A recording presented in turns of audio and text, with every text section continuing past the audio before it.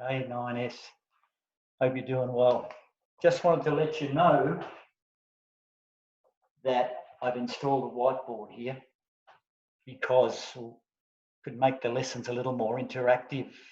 I still have my spot over there, still have your links, but I'm better writing on a whiteboard than I am writing on a screen. It looks like a 5-year-old when I write on the screen.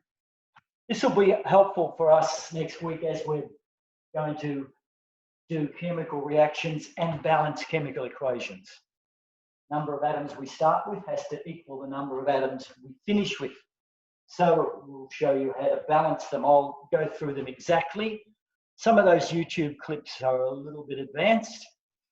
I'll strip it back as far as I can and we'll take it slowly, make it as easy as we can. But getting ready for next year in year 10, you will need to be able to balance equations, okay?